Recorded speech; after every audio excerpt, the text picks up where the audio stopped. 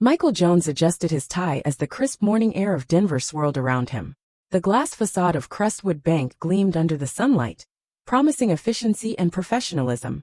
With his leather briefcase swinging at his side, Michael approached the polished counter where a young woman named Lisa stood.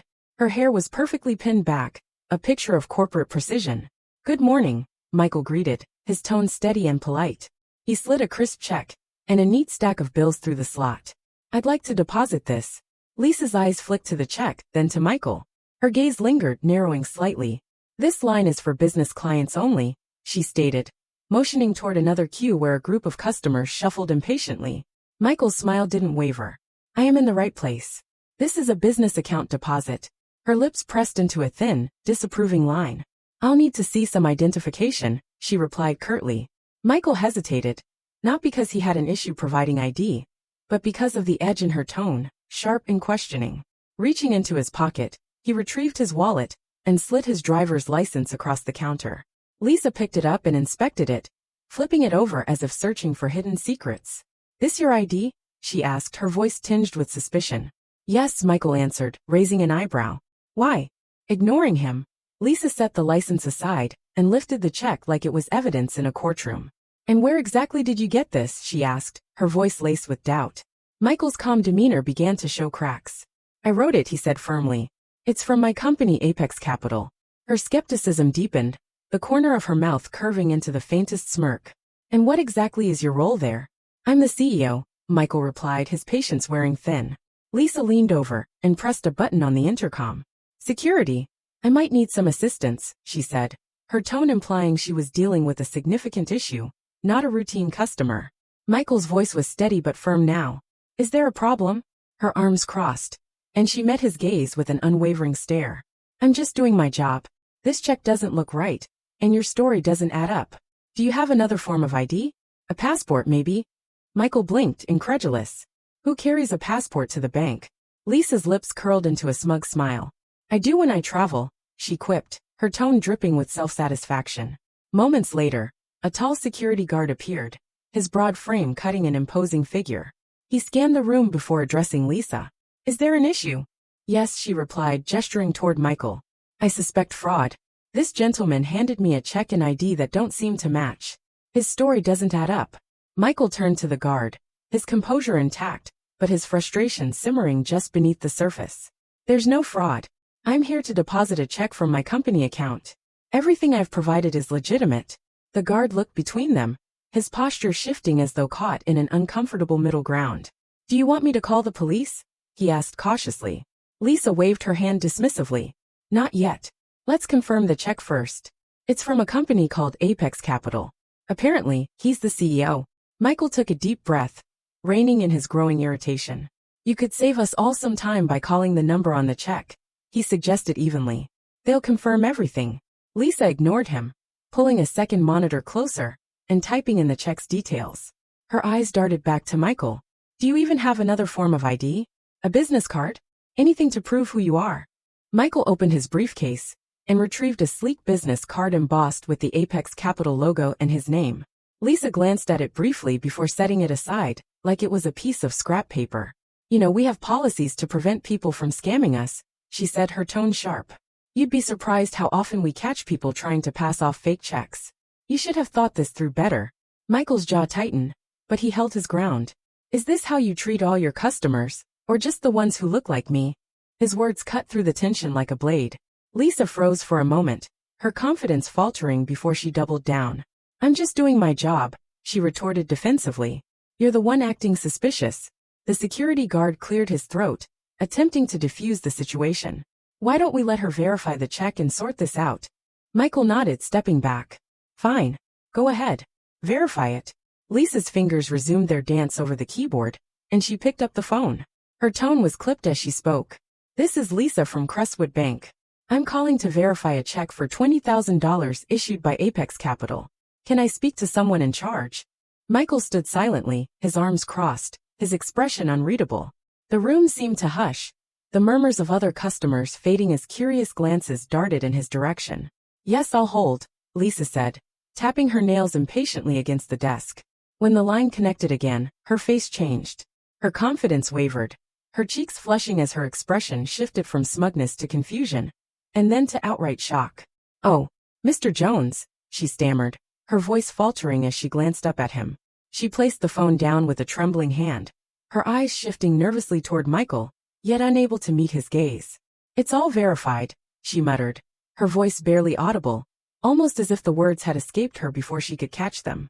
The bank manager, a composed man named Greg, appeared from his office, likely summoned by the stir created by the scene. He surveyed the room, his sharp eyes flicking between Lisa, the security guard, and Michael. "What's going on here?" he asked, his tone firm but controlled. Lisa straightened her back, trying to salvage what was left of her authority.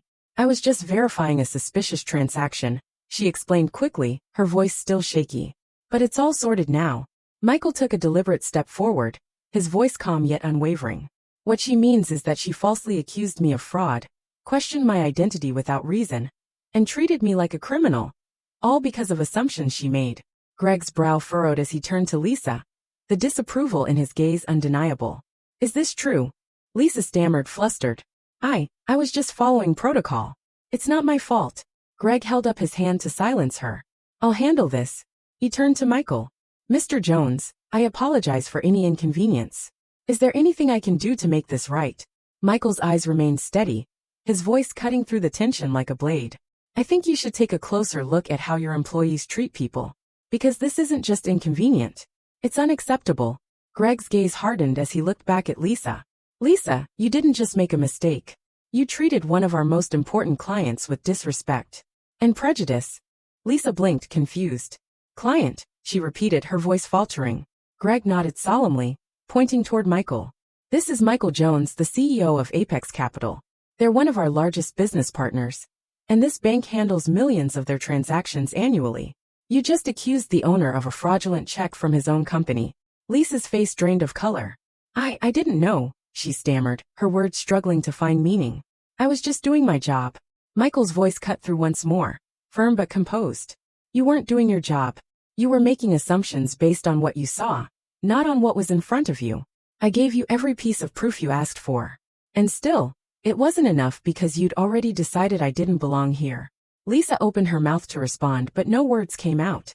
Greg exhaled sharply, a deep breath escaping him as he turned to Michael. "Mr. Jones, on behalf of Crestwood Bank, I deeply apologize. This behavior doesn't reflect our values or how we treat our customers." Michael stared at him for a long moment before nodding slightly. "Your apology is noted, but it's your actions that matter. What will you do to ensure this doesn't happen again?" Greg's gaze shifted back to Lisa. "Effective immediately, Lisa. You're terminated." Lisa's eyes widened in shock, panic overtaking her. "Wait, fired? You can't do that." "I can," Greg said firmly. "And I just did. Clear out your desk by the end of the day." Lisa's lips quivered as she cast a pleading glance at Michael, silently hoping for some reprieve. But Michael's expression remained unchanged, his resolve as steady as ever, offering no sympathy. The security guard stepped forward, his voice low and firm. "I'll make sure she collects her things without issue," he said, his presence further reinforcing the finality of the decision. As Lisa shuffled away, Michael turned back to Greg. "I appreciate your swift action," he said, his tone measured. "But you still have a larger issue to address. This isn't about one employee. It's about the culture that allowed this to happen." Greg nodded somberly, acknowledging the gravity of the situation. "You're right. We'll review our training programs and policies immediately. You have my word." As Lisa disappeared from sight, Greg motioned toward the private office. "Mr. Jones, please let me personally assist you with your deposit." Michael glanced around the bank, noticing the uneasy stares from the other customers. He could sense their curiosity, but this time, it wasn't rooted in malice, it was different. The moment hung heavy with the weight of what had just transpired. Michael nodded at Greg, his briefcase still in hand, and followed him into the office. Inside, Greg processed the transaction with precision, offering reassurances along the way that this would never happen again. When the deposit was complete, Greg leaned slightly forward, his tone earnest. "Mr. Jones, I can't apologize enough for what happened today. It was unacceptable." Michael regarded him calmly, his eyes unwavering. "Apologies are important, Greg, but they're not the solution. What matters is ensuring this doesn't happen to someone else. Someone who might not have the resources or the position to defend themselves." Greg nodded solemnly. "We'll take action. That's a promise." Michael stood, slipping the receipt into his briefcase, but paused at the door. He turned back, his voice steady but firm. One more thing, educate your team. A lesson on respect and equality can go further than firing someone. Greg stood straighter, his expression resolute. Understood. As Michael stepped back into the main lobby, he paused, sensing the stillness that had settled over the room. The atmosphere felt different now, quieter, more reflective. The customers who had witnessed the incident still watched, but their curiosity had shifted, now tinged with something else, respect perhaps. Or shame. Don't judge someone by how they look, Michael said, his voice steady and deliberate, loud enough for all to hear. You might be looking at the very person who could change your life. He gave a small, polite nod to the onlookers, then turned and walked out of the bank. The sunlight outside greeted him like an old friend, its warmth a reminder that there was more to do, more to prove. As he stood for a moment, taking in the fresh air, his earlier frustration transformed into something far more productive. A deep, unwavering determination to keep pushing boundaries. Not just for himself, but for everyone who'd ever been doubted or overlooked. Inside, Greg called for a staff meeting. Lisa's empty chair at the front desk would remain a silent reminder of the change needed, not just at Crestwood Bank, but in every corner of society, where assumptions still outweighed understanding.